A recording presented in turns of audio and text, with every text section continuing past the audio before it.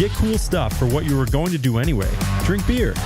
With Buy Beer, Get Gear from Labatt, you can just snap a photo of your receipt and upload it to the website to rack up points for exclusive merch. Get points for every purchase, whether you're grabbing a pint on draft, a case for a party, or a tall boy at the stadium. Any size, any product, anywhere you buy Labatt. Buy beer, get gear. Sign up now at rewards.labattusa.com.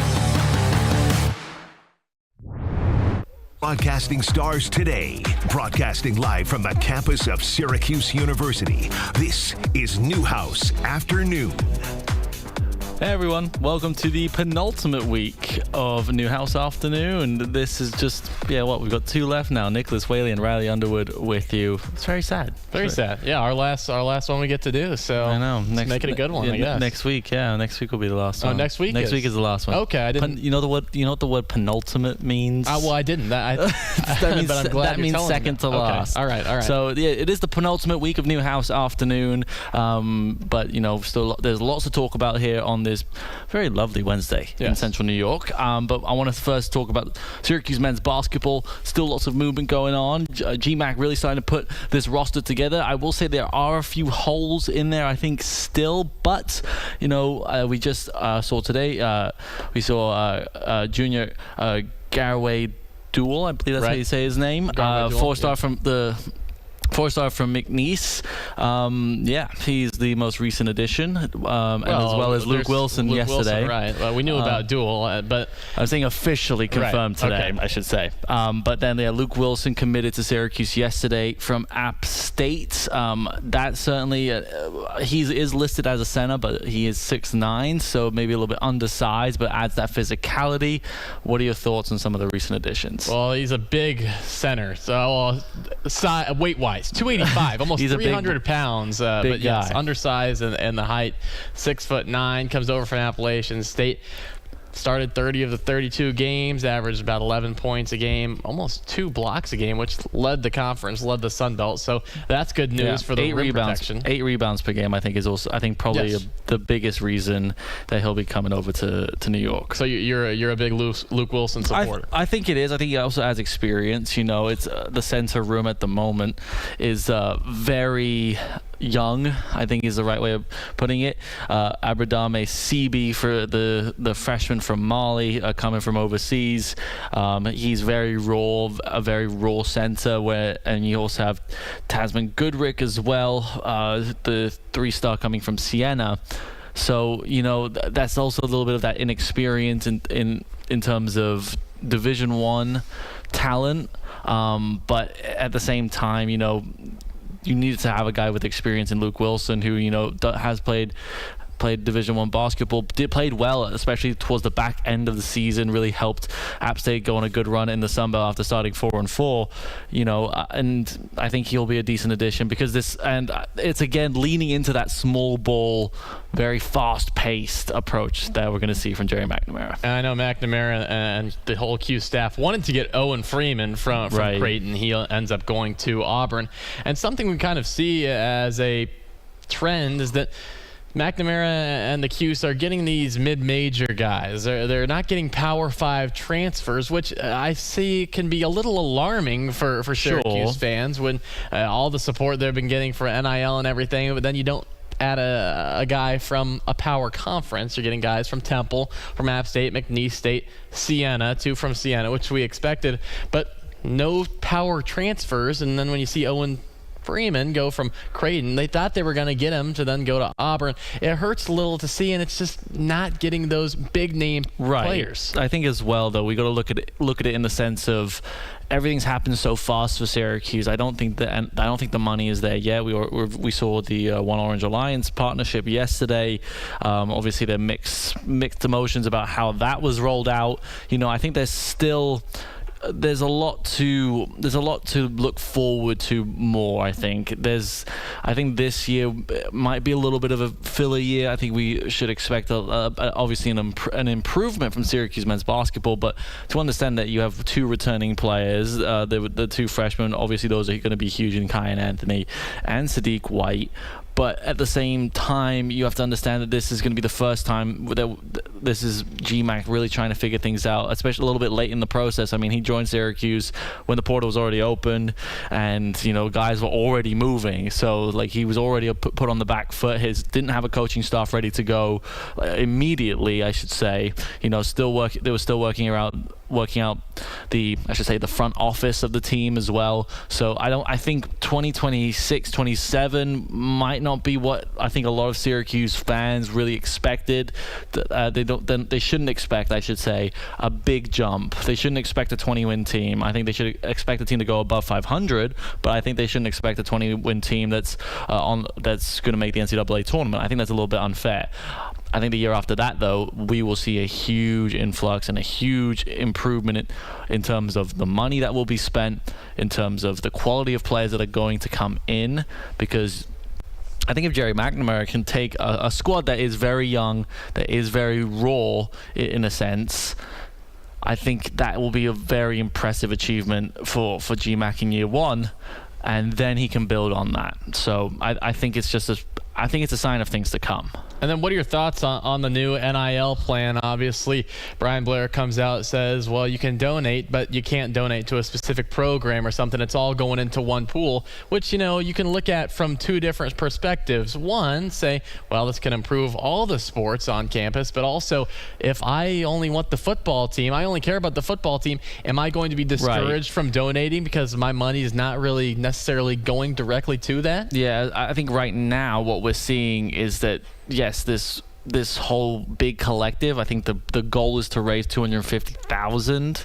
which is quite steep considering that, a lot of people might not care about some of the Olympic sports. Not everyone cares about men's soccer, not everyone cares about women's, not a lot of people care about field hockey. That's just the unfortunate reality of college athletics, but there is a huge value for those teams. Those are very important teams to Brian Blair, the athletic director, and to the campus as a whole. As far as I know, you can still donate to a coach's fund, so to the Fran Brown coaches fund, to the GMAC fund, to the Coach Felicia Leggett Jack fund. Those still exist, but I think there's definitely going to be another push. And Brian Blair did put out a statement on Twitter this morning about how we've seen the feedback. We know that we want to have more individual programs to go and donate to, which I think is huge. That he, within 24 hours of this being pushed out, he saw that there was a bit of pushback, there was a little bit of backlash, that fans were not able to donate to the specific program like you said, but there will be changes and there'll be more NIL initiatives being pushed out at a later date. So I think that's really good on the incoming athletic director to really be. He's not afraid to put stuff out there. And he knows, and he wants to listen to feedback. He wants to be able to make changes that adhere to his fan base, and that's the only way that you can survive in this NIL space. When you're looking at this upcoming roster for the next season for Syracuse basketball, I forgot to say Calvin Russell's a returner. Right, he is a returner. Calvin Russell is a returner. Yes, technically. Of course, we hope that he is healthy come next basketball season. Yeah. Only one true high school recruit in this class so far, which is Ryan Mesh, which was a huge get for Syracuse, was the highest rated recruit in Siena program history when he committed there. And McNamara comes over to Syracuse.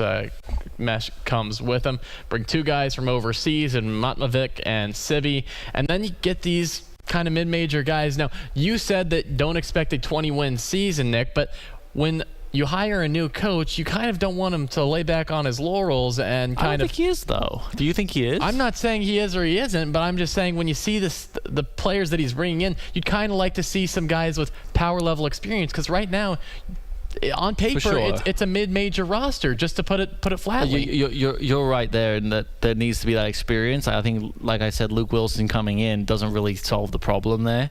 You do need guys. I would like to see at least one or two pieces that maybe did make a run in the tournament with a team. I think that because the portal is now shut, the portal is shut in terms of entering the portal. there are still some guys in there that have come from that are coming from power conferences. I mean, half of all of Division 1 was in it, for crying out loud. So there's definitely still options, and I'm sure the roster's not done yet. I think there'll be 2 or 3 more pieces that will be added when it's all said and done. But again, like you said, there's not a lot of high school recruitment, and I don't expect that to happen because at all. That's what we're seeing across the board in college sports, where you're going to the portal more than you're going to high schoolers. But is there a position or a skill set that you really want to see focused on when you add these maybe 2 or 3 players left? Well, for me, I think it is, funnily enough, I think that at this point Syracuse does need an experienced point guard. And, because I look at the team, Gavin Doherty, yes, like I think he will be the main starter, but I don't think he's more of a 2 guard. 2 or 3, right. So I think I need to see someone who can handle the ball.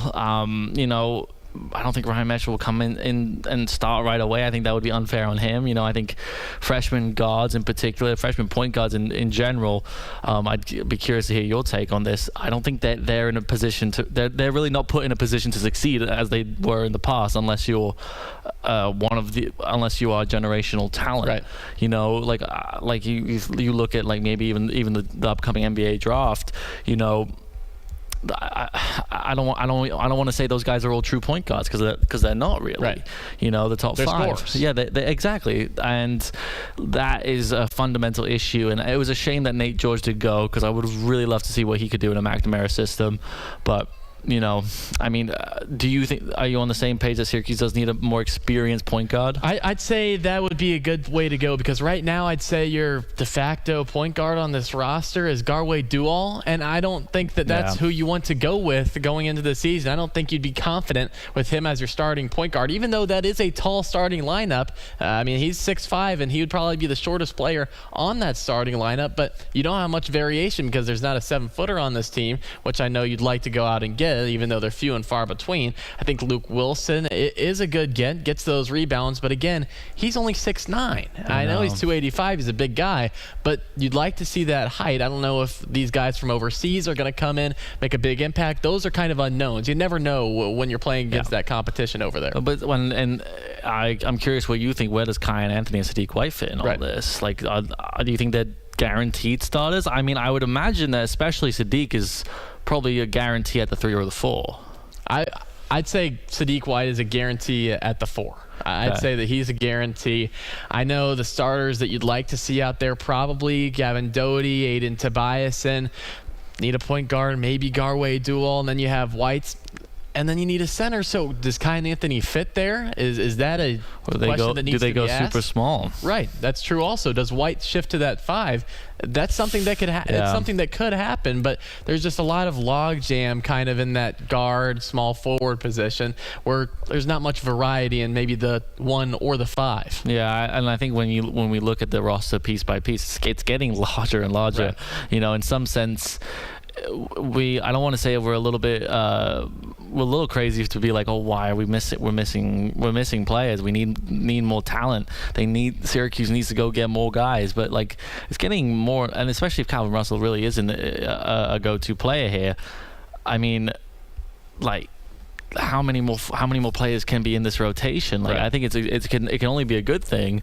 But I'd rather if it is a money thing, I'd rather spend whatever is left in the budget this year on one big talent and then figure out a way to fill in the rest, then go out and evenly split that whatever money is left on a certain on 3 maybe similar level players, because it's better to, I think at this point you want quality over quantity, and because I think there is of course there's quality in this roster. There is, there's a reason why Gavin Doherty was one of the ones to watch really in the portal, even though it was guaranteed he was going to Syracuse.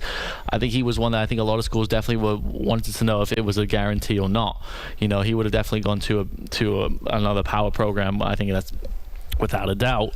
And same in a sense with the likes of Duel, and also Aiden Tobiasen from Temple. I think he was another guy that maybe could have gone to another power team. But again, those are the only 2 or 3 that I can think that Syracuse have got so far. So I think definitely need some more experience. I think in an ideal situation, Aiden Tobiasen could prove himself to be able to run the point guard position. That way, that'd let Kai and Anthony kind of shift into that starting lineup. But he's kind of played that shooting guard position, a true scorer, 18 points a game at Temple, which is huge. But you'd like a guy that can handle a rock, dish it to those scorers, and really open up the offense. Yeah, need an assist getter, I think, for sure. That's right. Yeah, we've still got lots to get to on Newhouse afternoon. We've got the NFL draft coming up tomorrow night. Also, women's lacrosse. They're getting ready to start ACC play today, in fact, at 5 o'clock. So we'll give you a quick preview on them as well. We'll be right back. Make sure to come join us on QSportsTalk.com. Get involved in the conversation. And we'll be right back here on ESPN Radio Syracuse.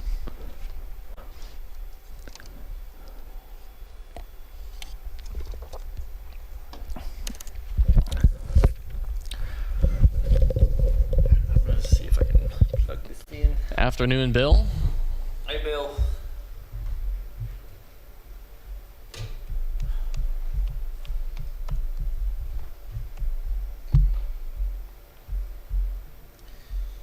We're talking women's lacrosse next? Yeah. All right. Not too long on it. Yes, I can hear you very quietly. Yeah, women's lacrosse is actually playing right now. They're playing right now? Play at 5 though. They might play at 2. Yeah. Yeah, they're playing right now. Oops. Thanks. That's my bad.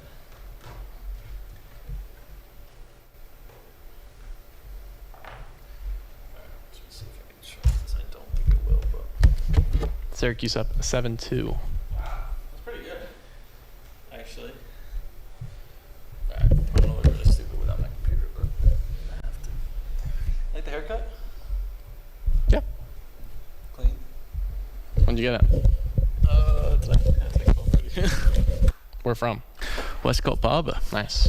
Best shop in town, Is it? you know. All right. Yeah. They always do me right there. Doug is my guy. But I think I'm the kind of person that does cheat on his barber. I bounce around. That's all right. You know. It's like they all do a good job there. Mikey, Sam, they've always done me right. Mm-hmm. So, you know. What are your other places then in Keys? I haven't gone anywhere else. Oh, so you don't really cheat on your barber? Well, no, I do, but like I keep it in house. Oh, okay. Right. Oh, in the same shop. Yeah, in the same shop. Okay. So I walk in, they're like, "Are you with me?" Yeah. No, you're with him. Oh, okay. Kind of a Westcott groupie. A little bit, yeah. No, exactly. So, but you know, it'll be weird. It'd be weird trying to find another place to get a haircut now. You know. Mm-hmm. It's like feels weird for sure. It's like, how do you go from, you know, getting a haircut at the same place for so long, and then all of a sudden you're like, gotta find somewhere else. Yeah. Crazy. I don't like being old.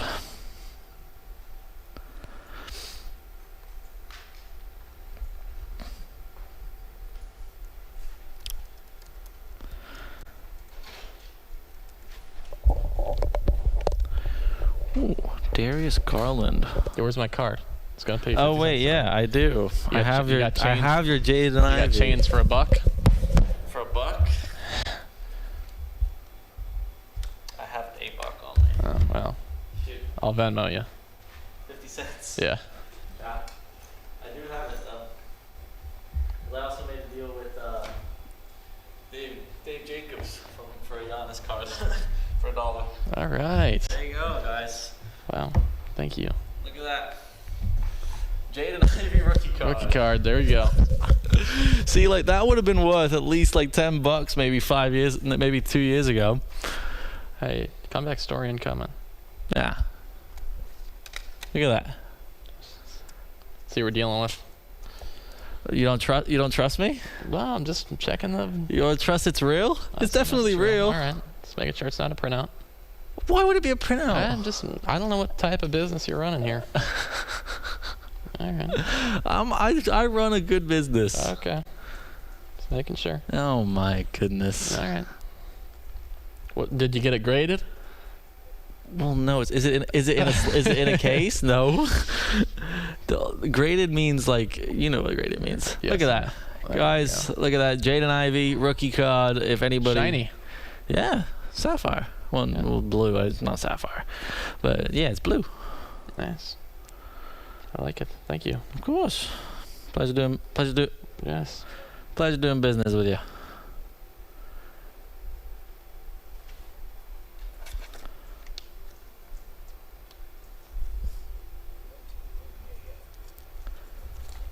Watch your favorite ESPN Syracuse sports talk shows on QSportsTalk.com. Tomorrow's broadcasting stars today. Broadcasting live from the campus of Syracuse University. This is Newhouse Afternoon. Hey, we're back here on Newhouse Afternoon. Nicholas Whaley and Riley Underwood with you. We just completed our transaction. Yes. Riley and I made a deal on a Jaden Ivey rookie card that was in my collection and was never going to be sold. So Nick is now 50 cents richer. I'm 50 cents richer, which, crazy to think that card. Dinner on him tonight. Yeah, yeah, exactly. We'll go to McDonald's. All right. And then you're paying. Whoa. Why? You think what am I going to get with money now? What am I going to get with 50 cents? I don't know. I'm down 50 cents, so I can't afford that. It's not the 90s where we can get a burger and fries for 20 cents. I told you the other day I went to the Burger King on Erie Boulevard. Did I tell you this? No, I don't think you did. All right, Sunday night. Walking around town, go to the Burger King on Erie Boulevard. Why are you walking on Erie Boulevard? Because I wanted some Burger King. So I go in. Lady says, "Can I tell you something?" And I said, "Well, sure, I guess." She says, "Well, we're out of burgers." I said, "But you're Burger King. You're out of burgers?" This is a true story. And she's like, "Yeah, we're no more burgers." I said, "Well, Burger King, what do you got then?" That's a felony. And she goes, "Well, we have our chicken sandwich and we have mozzarella sticks." And I said, "Ooh, they have good mozzarella sticks." I said, "Are you going to give me a deal or something? Since you're out of burgers, you got any deals?" She looks up at the board. She goes, "Well, we got our $5 meal, but you wouldn't get the burger." And I'm like, "Well, why would I want the meal?" Couldn't you at least that's not a meal. Substitute it at least? She could have. No, she couldn't. Oh my goodness! Bad business down on the Burger King on Erie Boulevard. I didn't know that the Burger King could be out of burgers. That's actually. Hopefully they've got that taken care of by now. You would hope, right? Otherwise, they're never gonna. No. They're gonna go down under. They're not the king. They're not the king. I don't think so. They can't have it your way. No. But okay, let's get back to Syracuse sports. A team that could be queens of May is Syracuse women's lacrosse because they've looked really good and they are underway against UVA in the first round of the ACC tournament. Up 7-3 at the moment. This is a Syracuse team that beat UVA earlier on in the season on the road 6-5. So they've already bettered their goal total there. You were on the ACC show of what was arguably the craziest game of the year across all Syracuse sports in Notre Dame. Quadruple overtime. Syracuse did then lose to Boston College on the last game of the season. I think it's the 9th time in a row that they've lost to Boston College. It's tough. Can't seem to get over the Eagles. They can't. But either way, there's the Syracuse team. It seems like they're in a good spot, at least for not just the ACC tournament as of right now, also for the NCAA tournament. Yeah, it seems like they are. I mean, Syracuse women's lacrosse, it's one of the best teams on campus right now. I mean, ranked just some of the highest in the country. I mean, they are the team to beat in the ACC, but also in the whole country. And Boston College did end up doing it in the regular season finale. But now, midway through the third quarter, Syracuse up 7-3 versus Virginia, and it was 7-2 before they just scored a goal in the last couple of minutes. So it looks like Syracuse has that under control right now. Emma Muchnick, the leading goal scorer, 3 goals for her. Another hat trick. Bree Peters, 2 goals. I mean, Syracuse, they're rolling right now, even though the slight hiccup against Boston College.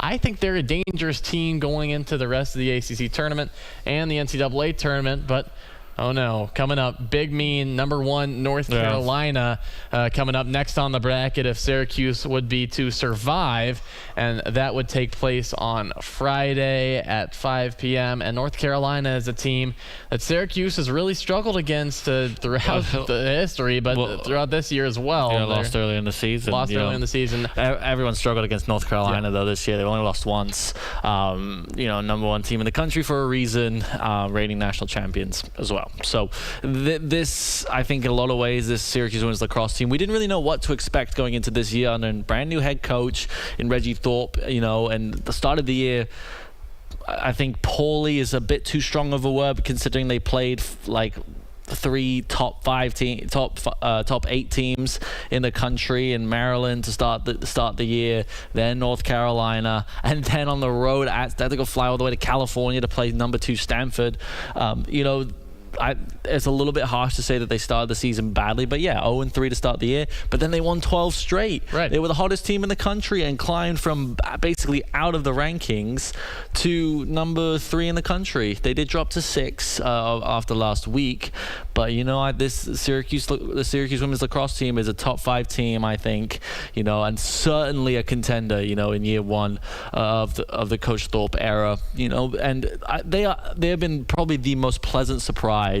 I think even across all of women's lacrosse, just because no one really knew what was going to happen in this new era. Was it going to take at least another year? But once again, it's proven that Syracuse really is a lacrosse town. Yeah, it certainly is, and especially after last season, they went 10-9 when they had the expectations sky high. So they kind of dwindled a little bit. New head coach. Didn't think they'd probably be that good, but they came in and lost the first 3 games of the season. But then you ring out 12 straight wins, hottest team in college lacrosse, like you mentioned. Then you lose a tough one to Boston College. But this is a really good defensive team. Even in the loss against Boston College, it was 7-4. That's a low-scoring lacrosse game. And when you give up 7 goals, it's usually game that you win. You're like, okay, we gave up 7 goals. Well, surely we won, right? Yeah, exactly, right? Because you only scored 4. So the offense is kind of sputtering a little bit. I mean, a lot of 1-goal games, a lot of close ones that they've had to squeeze out of. Right now, they've just scored another goal. Molly Guzik scored 8-3 now. 5 minutes left in the third quarter. So Syracuse looks like they're cruising right now. Could they cruise through the ACC tournament with North Carolina looming? I'm not quite sure, but is this a team, Nick, that has the potential to compete for an NCAA title? I think they can make it to Memorial Day weekend, and I think that would be not Memorial Day weekend, but get to the Final Four, I should say, because they're a very, very good team, and defensively they're a top 5 defense in the country, but it will be a question of, is there enough firepower on offense to get the better of teams like North Carolina, and that will be a really good question. See if some of the California schools really get in the mix. Stanford is definitely a looming threat as well. Clemson is having a great year as well, on the complete other side of the bracket. And Notre Dame pushed this Syracuse team to 4 overtimes. Like that was a crazy game, and it took a last gasp goal in what was the longest game in program history for Syracuse. It's certainly, I think the ACC is so strong this year as well in women's lacrosse. I think it'll be one of the 4 of, I would say, North Carolina, Syracuse, Clemson, and Stanford, who will win the national championship. I think Clemson, they've really pumped a lot of money into their programs, into their women's lacrosse program over the last couple of years. Brand new facilities, all that jazz.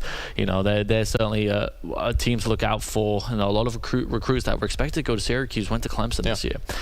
So it'll be very interesting to see how the NCAA tournament plays out. I think North Carolina is still the team to beat, but in a lot of sense, I think we should be really, really proud of what Coach Thorpe has done in year 1. Yeah, ACC is definitely the best conference in women's lacrosse. And on the men's lacrosse side, only 1 regular season game left to go for them. That's on Saturday at noon in South Bend against the number 1 team in the land, Notre Dame. Yeah. Syracuse is ranked number 5 in the country right now. They're coming off a win on Saturday on Senior Day against Colgate, 14-7. That was a big one, and of course, history made with Joey Spallina, all-time leading point scorer. Were you at the game? I was not at the game. You missed out. It was fun. It was a cool moment, behind the back, to break the record, But I think, that Colgate game as a whole, I don't think it was the prettiest lacrosse we've seen from Syracuse this year. Colgate aren't exactly having a great year themselves, so I think there's no point really reading too much into the result.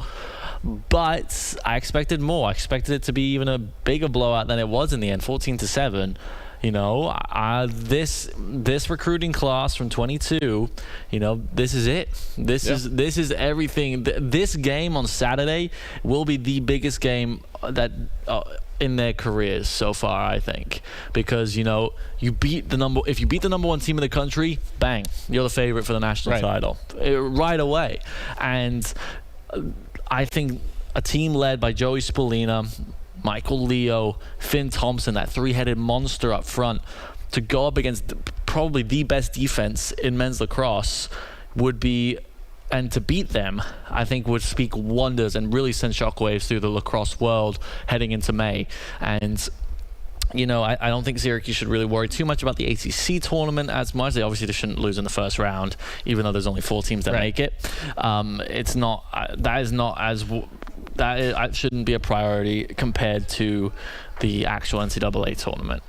And it can be. They can do all this stuff. They can break all these records, but especially if Joey Spallina breaks Mikey Powell's record and then leaves Syracuse without winning a national title, it's certainly going to be a question of his legacy. Right. It really will be. I mean, it'd be a cherry on top if they can do it against Notre Dame and then ultimately reach the ultimate trophy, the national championship. And I think that this Notre Dame game, as tough as it may be on the road against the number 1 team in the country, Syracuse has won the last 2 against the Fighting Irish, if we're looking at the history, and that snapped a big losing streak before that. Before that, they hadn't won since 2018. So I think that this game is winnable. Syracuse is the number 5 team in the country. It's not like they're 25 or even out of the top 25. Right. This is the number 5 team in the country. They have a chance on Saturday to prove that they belong in a higher spot, that number 1 spot, so they could be the underdog in the NCAA tournament to be the top dog and one that everyone's gunning for. That's the difference on Saturday. And I think that this one is going to be one for the books. This is what all the lacrosse eyes, if you're a lacrosse fan, you're going to be watching this game on Saturday, and it's going to be one with big implications and also for the mentality, because this one affects your mental. If you win this one, you're like, all right, we just beat the number 1 team in the country, the regular season finale. We're ready to go. We're pumping on all cylinders. But if you lose, there's some doubts that creep in, especially heading into the ACC tournament, which is not long at all. Nope, not at all. Just semifinals and the final. And can you believe that game's on it's not even on national TV? That's crazy. That's crazy to me. You know. Getting those numbers up on streaming. I know, right? On Network Extra. Yeah. All right, guys. There's also, we got to talk about the NFL. NFL draft is tomorrow. Lots of big storylines surely to come from Pittsburgh. Of course, should be a very fun night in the Steel City. So let's talk about who we think is going to go number 1. I think we both agree on who's going to go number 1. But of course, there's a lot of really great talent to talk about. So we'll be right back here on ESPN Radio Syracuse 97.7, 101 FM. We'll be right back.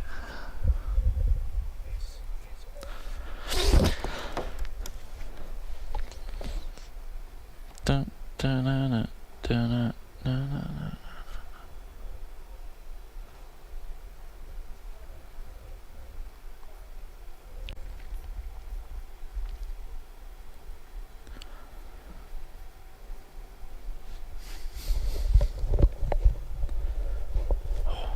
That's a cool card. Russ and KD.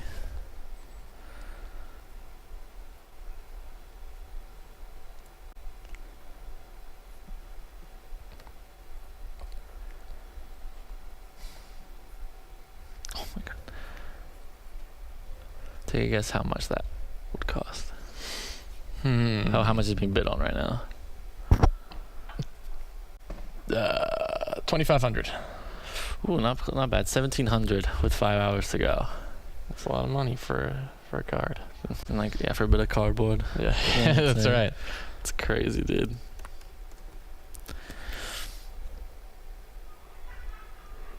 Oh, the sun.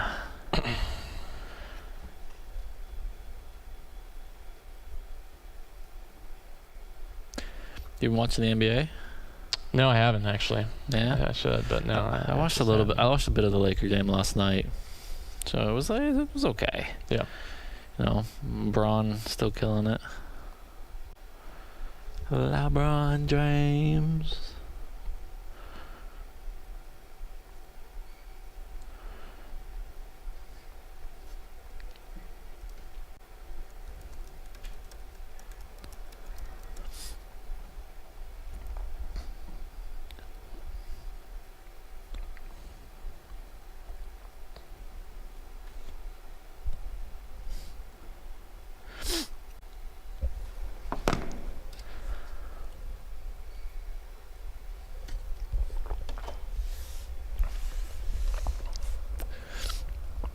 Yeah, we got 2 guys who are gonna make it. That's it.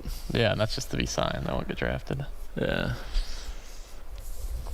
It's terrible. All right. Someone says you want to buy his Ohtani. Drop it in the chat. How much? Yeah, how much? I actually just got an Ohtani in the mail yesterday that I bought. I'm deep into the hobby. I really am. Let's see. I can show it on screen. Yeah. I don't know if you can see that. There's a Shohei Ohtani that I just got. It's really cool. Power players. PSA near mint 8, unfortunately. But you know, that's the whole like risk you take. It costs so much to send stuff in to get graded. But Oh, yeah. it's crazy. It's like $35 a thing. But then that could increase your value. In theory, yes. Yes. But if it comes back as an 8 or a 9, then it's basically like I wouldn't say it's worthless, but then it definitely It needs to be a 10. It needs a 10 is like a minimum, or like it needs to be at least a 9, I think. Yeah. Damn, Ty Simpson really ranked that high? He's second best quarterback. That's crazy. What's the mock draft looking like? Yeah.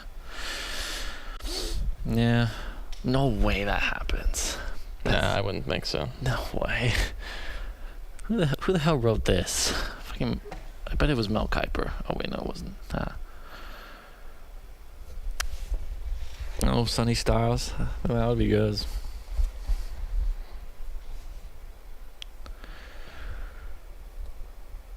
Yeah, it makes sense. You good edge rusher. Ooh. No way. I mean, Good. It's pretty even. yeah. Did you take that trade? Depends if there's anyone that you liked. Depends if there's no one, or I guess no one you liked. Oh, I did like Because the you take. deserve a better wash. ESPN 97.7 and 100.1. Watch live on QSportsTalk.com. Tomorrow's broadcasting stars today. Broadcasting live from the campus of Syracuse University. This is Newhouse Afternoon. We're back. Score update from women's lacrosse. Syracuse, the lead has been cut to 4. It is 9-5 in favor of the Orange. Going into the fourth quarter, we'll keep an eye on that as we venture through to talk about the NFL draft, because that is, of course, tomorrow night. 8 o'clock should be the first pick, taken by the Las Vegas Raiders. That still doesn't sound right. The Raiders, Right. That's Oakland. Oakland Raiders. Yeah.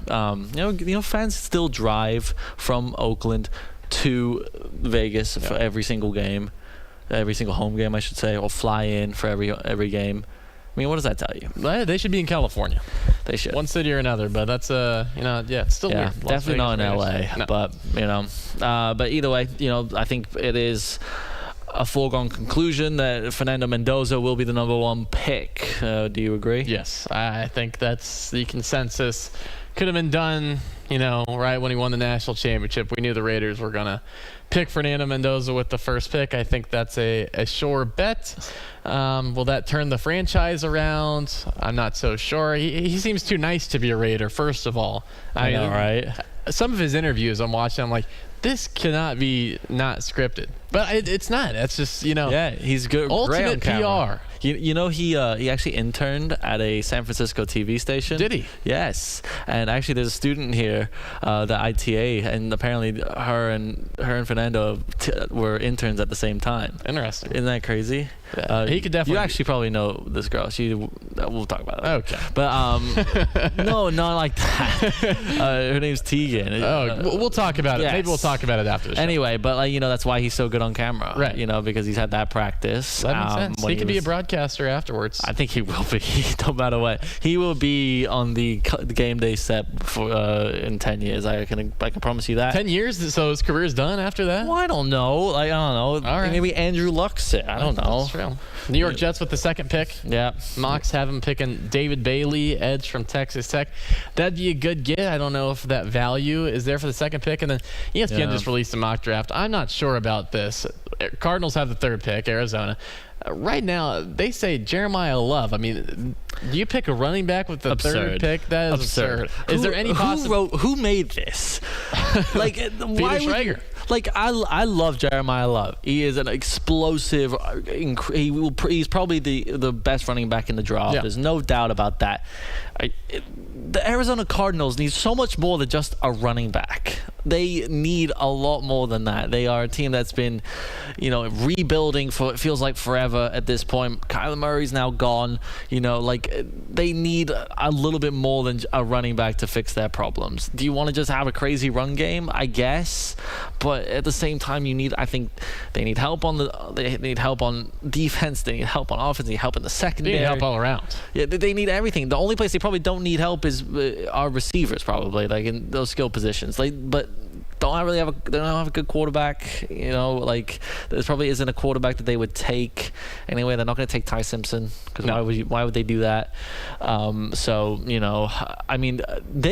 wouldn't be surprised though if they was so desperate and they somehow took Ty Simpson, and we have a Michael Penix Jr.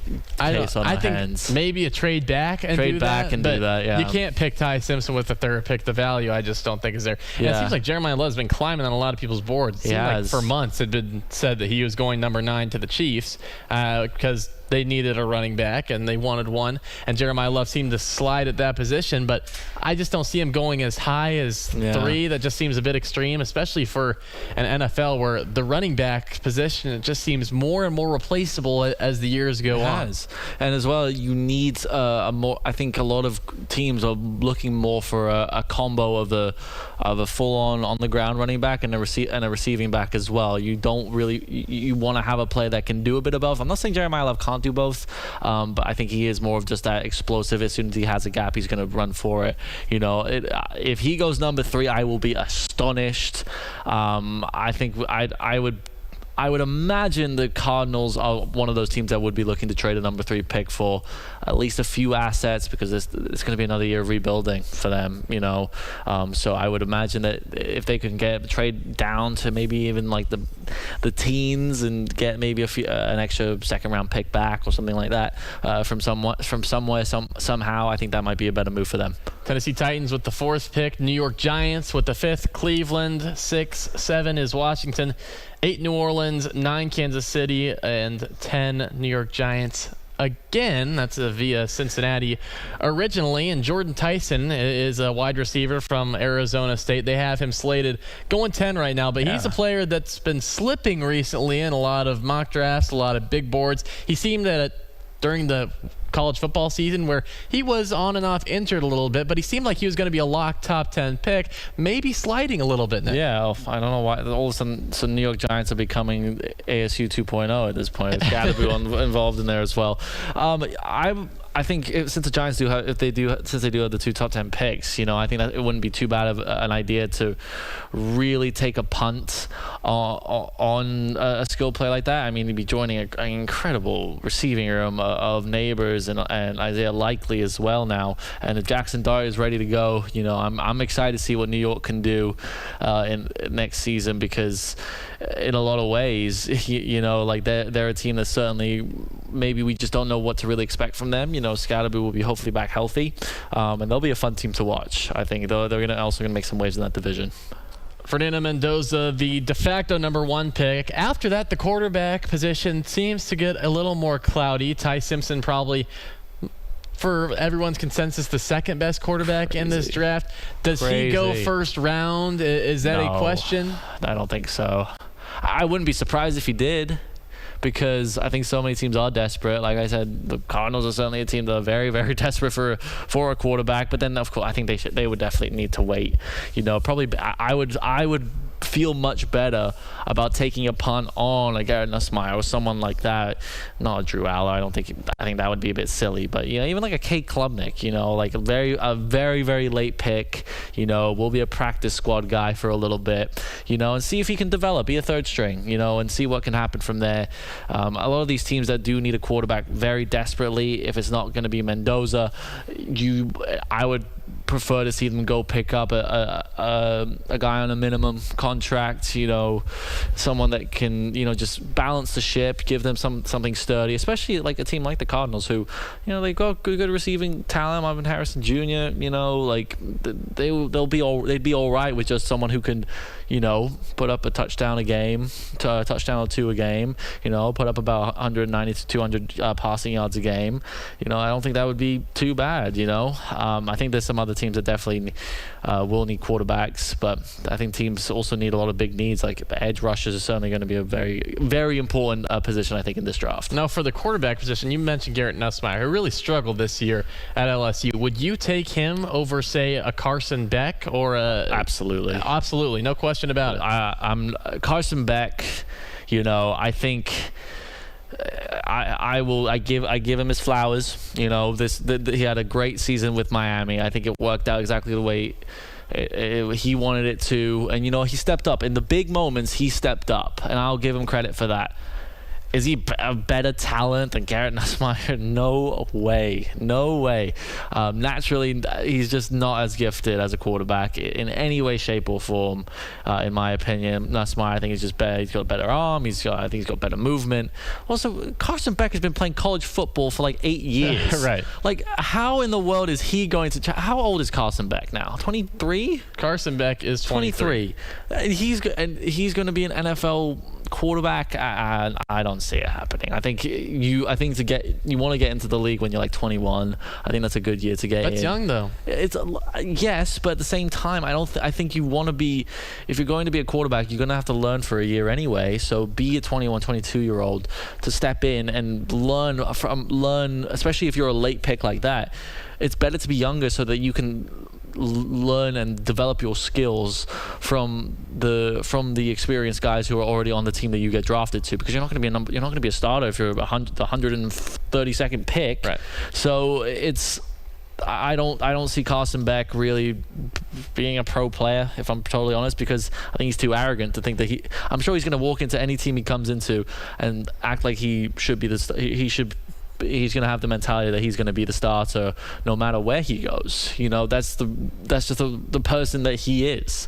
So, I don't think there's any way that he will be a big player. I would take Nussmeier over him. I'd probably take Drew Aller over him as well, and if I'm brutally honest. And I'm not, I was so high on Drew Aller before the season started. I think everyone was. And that didn't exactly end very well. Buffalo Bills have the 26th pick in the first round, and pretty much we're not going to see any Syracuse football players drafted. We think Dan Villari and Jack Stonehouse, maybe two prospects that will certainly get picked up after the draft as free agents. Maybe possibly one of the two sneaks in a 6th or 7th round pick. I think Villari could be a 6th or 7th. And Stonehouse is one of the best punters in this draft. Yes. But, punters usually don't get drafted that much. But he will be a priority free agent. Do you have your hot take, Nick? I do. You got it locked in? Yeah, I think so. Right. Are we going to see it after the break? Well, maybe. We'll be right back. All right. Newhouse Afternoon, wrapping up shop, second to last show. We got to make things spicy because, fun things don't last forever, unfortunately. Oh, man. I'm going to put a damper on it. I know, got to get deep. But, it's going to be spicy. Come join us on QSportsTalk.com at the break. Riley's playing with his brand new Chain and Ivy card that he just bought off of me. Come join us. We'll be right back here on ESPN Radio Syracuse. Be sure to tune into $18,000 in $18,500. Oh, a black refractor 2 out auto. of 10. Look it up on eBay. Ooh. Let's look this up. Yeah, actually, I want to look. Wait, 2 out of 10. Oh my goodness, yeah. See, I'm not deep enough in the hobby yet to spend over $1,000. Hopefully, I will one day, but I definitely, because I want to get some good Otani Right now, cards. it's being sold for $10,000 or Ooh. best offer. Oh, that's nice. Yo, wow. I don't see the autograph though. It's not an auto. He said in the chat it was. Oh wait, that's out of 50. Oh, okay. Look up to it in black refractor. Hold up. Oh wait, that was it. That wasn't autographed. Oh, auto. eBay. I'm not seeing this. Yeah, we'll find it. Shohei Ohtani. Yeah, he said that's not it. Yeah, well. Yeah, we'll find it. Maybe drop a link. If we drop a link in the chat, we can. Yeah. We can just we'll click on it. Shohei Ohtani, 2 out of 10. Black refractor. I spelled Ohtani wrong. That does not help. Oh, I know why it wasn't popping up. There we go. Here we go. Send us the link. Oh. Oh, Ooh. man. Oh, and mint 10 A too. gem. Ooh. Well, I got it up here too. All right, I want to follow along. I want to see. That is a beauty. Wow, Topps finest. Beautiful. So only one of 2 PSA 10s in the world. That's just one where it's Beautiful. It's a nice card, but if I just spent $19,000 on. Okay, but you gotta understand that I got a card. Yeah, but you gotta understand that's an investment as well. That card will be worth $25,000 in a year. Why isn't it worth $25,000 now? Because that's just the way the cards appreciate. Unless Shade Ivy, then it depreciates. Well, yeah. Well, Shohei Ohtani's not going to do the things that Jaden Ivey did. He might. No, he won't. He already gambled. No, he didn't. Oh, right. He's all right. Let's totally not pretend. clean. Let's not pretend here. Oh, you got Kyan as well. Let's see here. Govendo. Yeah, I'm gonna favorite you. Kyan Anthony auto, $150. Ooh. Where are we Very getting cool. these things? Chris Joseph autographed game worn jersey. Yeah. Where are we getting these things? Ooh, this Chet Hollow is actually would be an interesting one. To Jack Harlow? No, Chet Holmgren. Oh, Jack Harlow. There probably is a Jack Harlow card. that'd be cool. Yeah. Kyan Anthony. Goose Gossage signed baseball. Ooh, Kyan Anthony signed jersey. That's pretty cool. Darryl He's got Strawberry. the Ric Flair is so cool. I love that actually. He says he's connected. All right. There we go. Very, very cool. Maxime Renault. Ooh, wow. Wow. Did you pull this Cooper flag or did you buy it?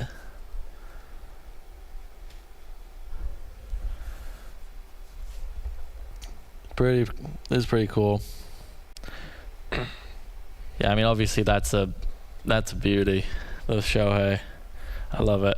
Alright, I gotta lock in for my hot take though.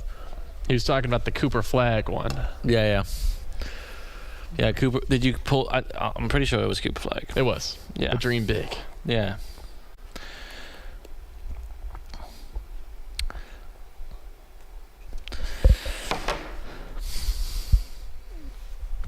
Oh, look, it's shining on me.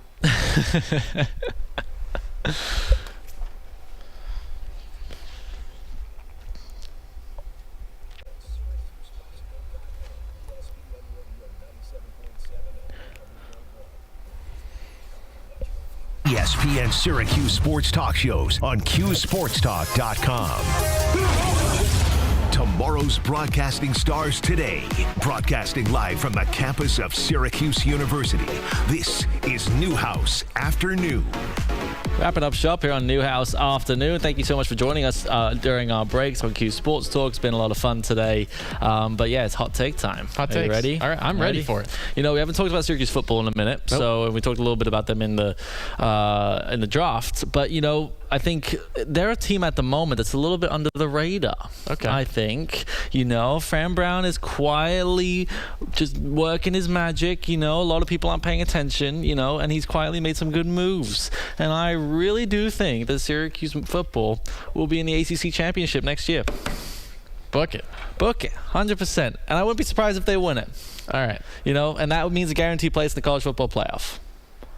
Okay, this is a interesting take here. Why not? I mean, a 3-9 team going to the ACC championship. I know there is, you know, Duke won. Yeah. But I mean, that's not a team that's, you know, the top of college football. So it can be done. But what's your reasoning for thinking this? You can't just say these claims. Because I think that, you know, I think the main point is that Steve Angeli will be healthy again. That is true. And we saw how important he was to the team and how good he will be for this team. Also, I think, you know, Fran has done a really good job of understanding that, you know, injuries happen. So that's why there's 5 quarterbacks on the roster. And I think, you know, they don't look half bad from the spring game. Don't look too bad, and the defense looked really good in the spring game. And I think that was what was most impressive to me. You know, of course, it was a very weird setup that there was only played half a game, but you know, it's crazy. Did I say Syracuse has the 3rd best odds? There you go. See, I was right. Syracuse 3rd best odds to win the ACC championship. According to a predictive model run by Pro Football and Sports Network, Syracuse has the 3rd best odds to win the ACC. I am the AI. I am the Oracle. Miami number 1 at 34%, then Virginia at 21%, and then Syracuse comes in right ahead of Louisville at 11.5%. See, no Clemson. Where the hell? Wait, where's Clemson? Florida State, Duke? Not there. I don't know. Not there. I don't know what this is. That's a little bit strange. AI has gone off the rails here. I don't think so. I think it's perfectly right. Okay. Syracuse football gonna make the ACC championship next year. I like what I'm seeing from the defense. I think I think, you know, obviously the Calvin Russell injury, brutal, but he will be back towards the back end of the season, which could be huge as well for Syracuse. And, you know, I think a healthy Steve Angeli would mean a great run for Syracuse. I think, you know, it might be a slow start to the season like we saw early on, even this year. But, you know, if you can beat Clemson on the road on one leg, you know, I think anything can happen. Well, it's a hot take, but I'll be rooting for it, Nick. Yeah, I certainly will be too. That'll be it for Newhouse Afternoon. Thank you so much for tuning in. For Riley Underwood, I'm Nicholas Whaley. We've got one more left here on ESPN Radio Syracuse next week, so make sure to join us 3 to 4. But for now, we'll see you later. This is Orange Nation.